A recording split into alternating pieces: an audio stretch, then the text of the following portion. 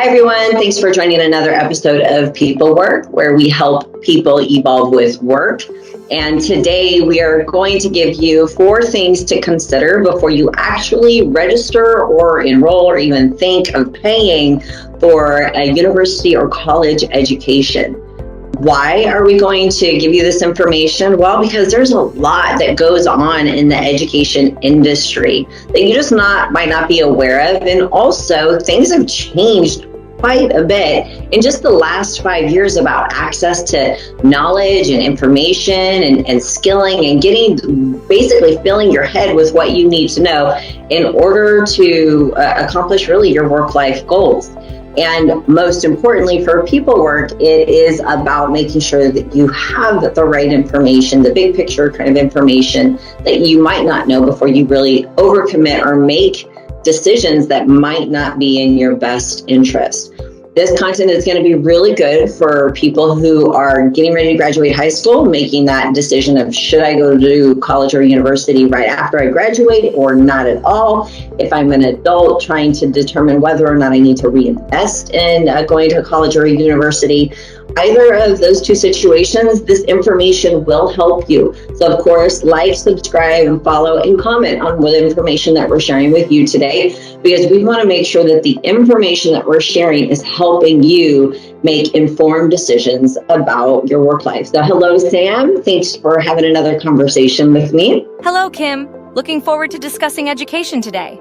The first thing that we want people to consider is, or ask themselves is, why do you think you need to register at a college or a university at all? And there are 3 things that you really need to answer or ask yourself about your own aspirations before you can even involve college or university. Because you remember, as soon as you talk to somebody from admissions, their goal is to get you to enroll. They are not necessarily focused on whether or not enrolling in that particular campus, in that particular program is going to help you big picture wise. They want you to enroll and register just like every other business. So the 3 things that you can ask yourself about before you make that decision to enroll is, am I going to school because I really want an academic focus in my professional life, in my learning life? Do I really just need to get knowledge so that I can reach my career goals? Or do I really just want that piece of paper for a sense of accomplishment? You know, the degree or piece of paper conversation is different for everyone. So Sam, when you actually look at what the statistics are of people actually still enrolling in a college or university, can you share about what kind of enrollment statistics are happening and how many colleges and universities exist today that are registered, just to explain the vast variety and numbers of schools that are available? Of the 4,360 higher education institutions in the U.S., 2,832 are 4-year colleges and 1,582 are 2-year colleges. College enrollment had been showing a declining trend for several years before 2021. In the fall of 2010, a total of 21 million students were enrolled in colleges and universities. By the fall of 2019, this number had decreased to approximately 19.6 million. Interesting. And when you did all of that research and you understand the number of businesses that are universities or colleges today, what kind of focus do they have that helps them differentiate between academic tracks or career tracks, or really just that sense of accomplishment to get that degree, that paper that sometimes people feel is valuable? There are institutions that focus on academic focus, such as liberal arts, research universities, and specialized institutions. They emphasize in-depth research and critical thinking. For the career focus, there are technical colleges and professional schools that are skill-based training for specific careers. If you just want a sense of accomplishment, there are a lot of prestige institutions, including Ivy League, that give you networking and societal validation. I'm asking you that, Sam, and to our audience, because you hear all the time in the news, I've got unwanted student debt, I didn't get a job related to my degree, and I think a lot of that can be solved if people actually evaluate why they're even enrolling in the first place, and understanding the vast array of businesses that are colleges or universities today.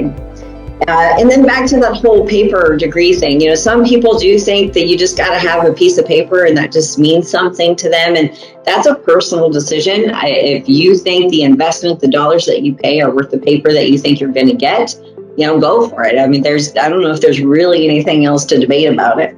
The second thing that we want to talk about today is decide exactly what you're paying for. And it makes a lot of sense, because if you just know you just want the paper, you just want to say that you have a bachelor's or a master's, or you got a degree from Harvard, or whatever you want to be able to say, and the reason why you want to say those things, okay, well, fine. You don't really need to understand what you're paying for, because you're paying for your personal validation through through the piece of paper. But what else could you be paying for school? You're either paying for the teachers and the knowledge, or you're paying for the experience. Sam, when you've been asked this question, or when people ask this question of the internet, what do you invest in for college or education or university? Where are the teachers coming from? How do colleges and universities source their teachers, and how are they building this curriculum? Colleges and universities, like businesses, charge high fees for structured access to knowledge. Yet in today's digital era, this knowledge is often available directly from professionals at a lower cost.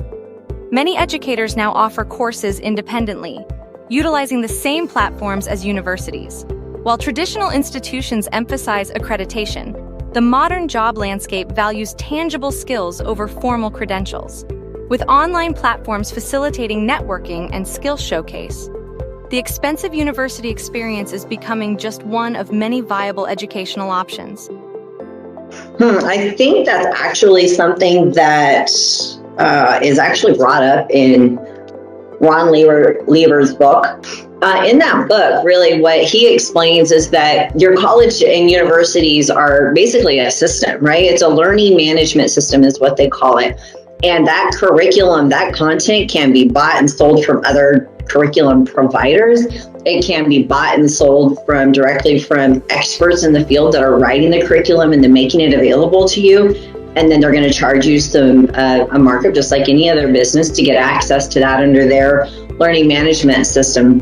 So if you're making a decision to enroll in a college or university, and you really are focused on being able to learn from great teachers, well, then there's lots of ways to do that today. And it does not always have to be through university or college gateways or gatekeepers to get access to that knowledge. And stay tuned for another episode, and we're going to talk to you more about where that curriculum comes from and how to get connected with people and experts that are directly just sharing that amazing knowledge at a different time. And of course, the experience. Sam, when you learn about what people are looking for in a college or university experience, what are the top 3 things that people are looking for? When evaluating colleges, many potential students prioritize academic reputation, affordability, and career opportunities. However, a growing concern is that many institutions are not adapting to a future-ready workforce. The curricula often lack the practical skills required for modern jobs, and outdated career services contribute to postgraduate employment challenges.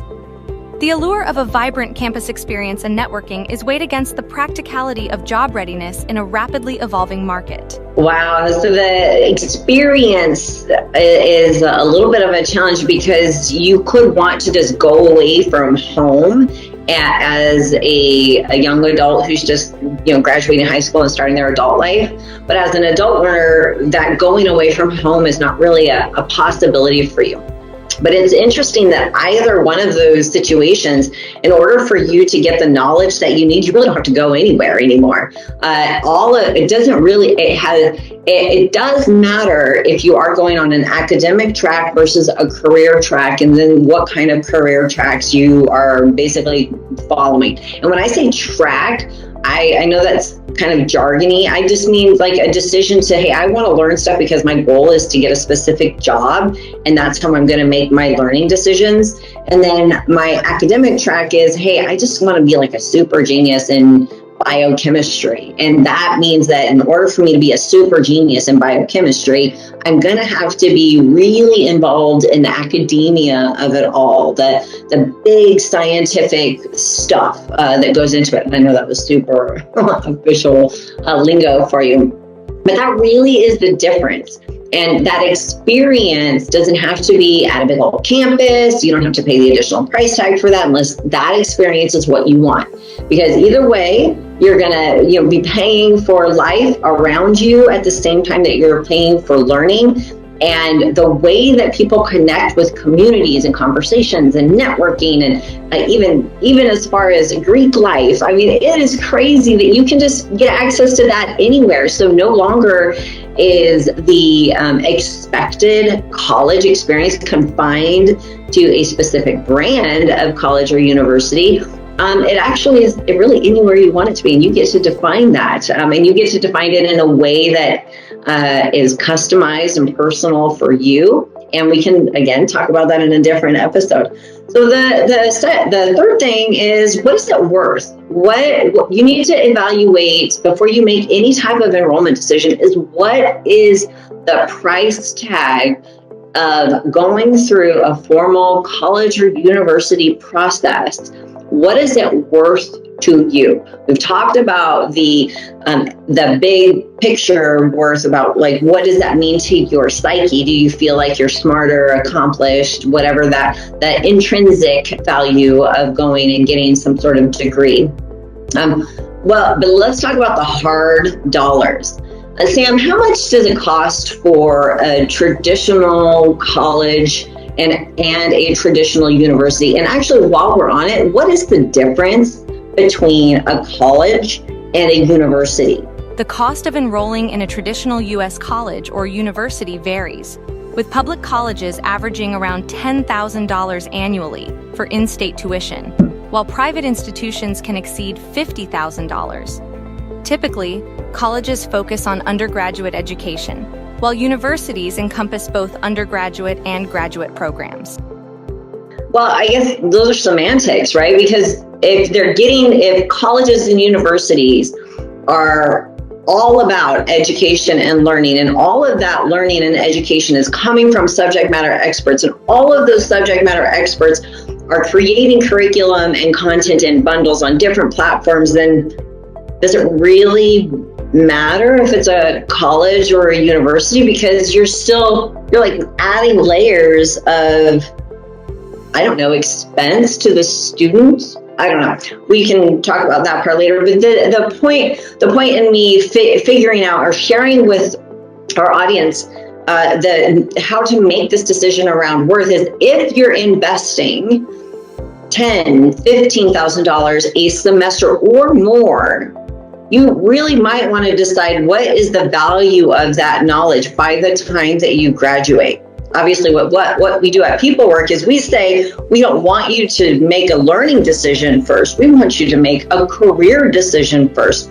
Because if you're learning for the purpose of increasing your income, you really want to make sure you have an opportunity to increase your income. So that in all of our users app experience, that's why we start with goals first. We want to understand what's going to motivate you, what's going to be interesting to you, and what's going to be valuable for you to say that you're successful. And if financial health is one of them, you really need to evaluate the value of that paper degree and what your outcomes are supposed to be for getting that. And we know statistically that it is not always a match, no matter what schools or universities are telling you. And we know this because we are a centralized career service offering for a lot of educators, because it's easier for us to work together on our platform to make sure that you get the jobs that are related to the knowledge that you're learning, right? Than them having to work on their own. And what I'm talking about here, and Sam, let me know what statistics are out there about how many people get a return on investment, meaning within the first 3 to 5 years of actually using that knowledge. Do people actually get back the money and then some that improves their economic position, their income, their dollars in the bank? How many people do that? How many people that enroll or register in a formal college or university process, do they end up with a piece of paper that costs $100,000 and not including the time and effort and energy that was done if you're not actually applying that knowledge while you're learning that knowledge, like we do in people work? What happens afterwards? How many people get income within the first 5 years of earning that degree and investing that time? Do they get that money back, or that opportunity back, or the exact job? Because sometimes jobs, you want to be a therapist, and a therapist is going to make $35,000 to $40,000 a year sometimes. So you're going to invest high in learning and credentialing, but you're going to have a longer term before you get a return on investment. So Sam, tell me before I keep rambling. Return on investment, ROI, of higher education, especially within the critical 3-5 year period post-graduation, a nuanced picture emerges. Drawing on a detailed report that analyzed the ROI for nearly 14,000 graduate degrees, some noteworthy findings emerge. Interestingly, a significant 40% of master's programs don't provide any net financial benefit at all. The MBA, one of the most pursued graduate degrees in America, often presents a median ROI that's negative, challenging traditional beliefs about its universal value. However, the crucial takeaway is that a significant number of graduates, despite their advanced degrees, don't realize a positive ROI within the first 3-5 years of their careers.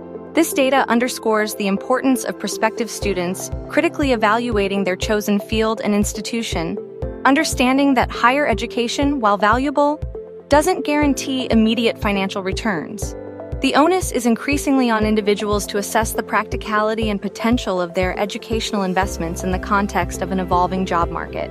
Well, so most of that information doesn't surprise me, but I hope it helps some of our users some of our viewers get a perspective. So this one is the next book that I definitely recommend, The Theft of a Decade.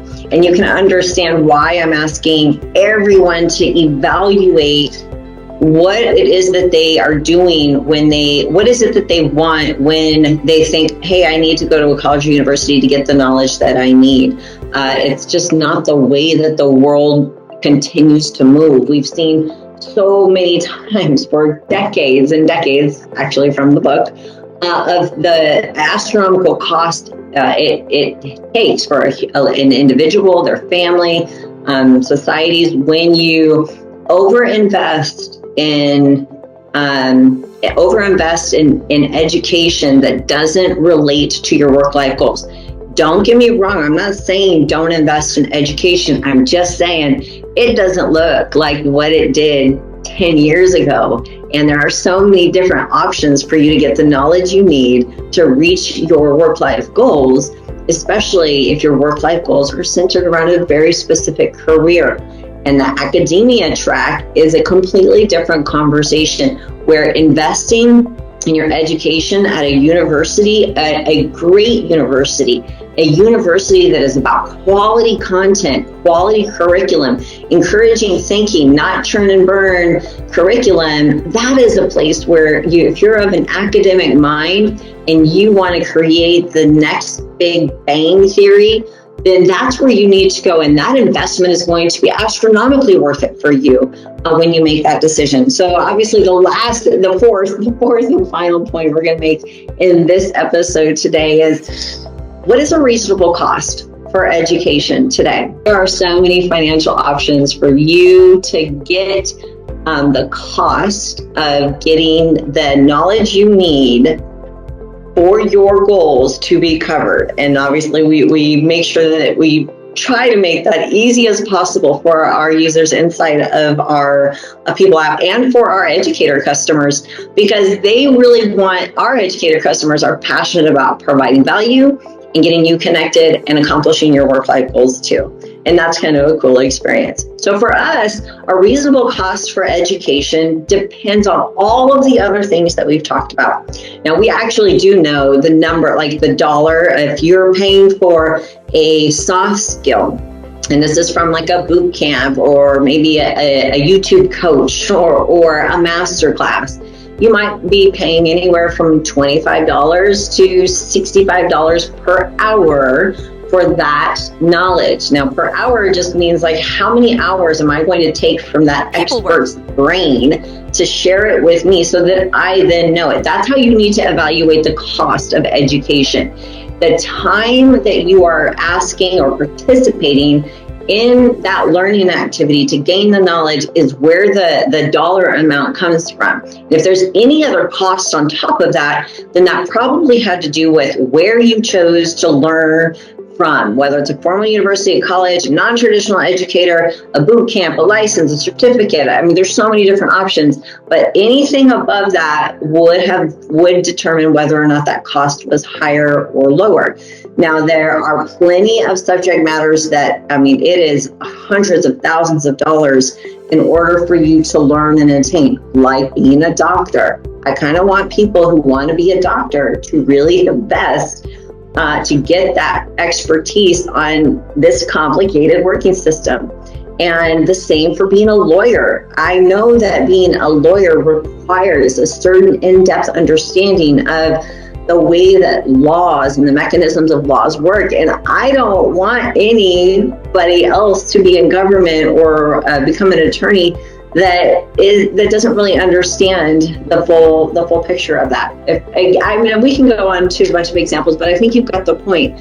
And Sam, when you look at the number, or when you look at enrollment by subject matter, just for US-based educators, is there like a top 10 degree or master, or not, I shouldn't have said that, top 10 major that people show, like, this is, if you're going to major in this, go to this school. Or if you're going to major in this, or this is your area of interest, go to that school. Like, what kind of advice what kind of information can we share with our users to help them understand the difference between where they would go to make sure that the cost is reasonable, and of course related to the worth that it's going to provide to them related to their work-life goals, making sure that they're paying for something, getting what they paid for, whether it's teachers or experience, and then getting and choosing a school that's based on their actual purpose for going there, academic or career or just pure accomplishment. Let us know. Understanding educational choices starts with a deep self-assessment, helping users identify strengths and career goals. Stay updated with industry trends to select in-demand skills and sectors. Platforms comparing tuition costs and highlighting degree ROI are essential. Alumni experiences can provide real-world insights, while considering a school's accreditation and ranking ensures quality. Strong career services and institutions amplify job success after graduation. Embrace flexible online degrees for a balanced approach, and always emphasize the importance of knowing one's primary reason for pursuing education. Encourage choices that promote continuous learning to navigate evolving industries, ensuring users get value from their educational endeavors. I hope that I know that today's content has to be incredibly valuable to people when they're trying to evaluate, do I pay? Do I enroll? Why would I register for college or university in 2023? And giving everyone an opportunity to really think through how to go about making that decision. Of course, all of our individual users, if you're in this situation and you're trying to make those decisions, download your app, register, complete your profile, talk to a career coach. Let's define your goals. Let's not have another reason to create to write versions 2 or 3 of the books that we used as references today. And then, of course, thank you, Sam, for providing us some facts along the way. And anybody, if you have any questions, comments, if you're an educator and you want to help people make the right decisions and get registered for your courses, let us know as well, because we're here for you. pepelwerk.com.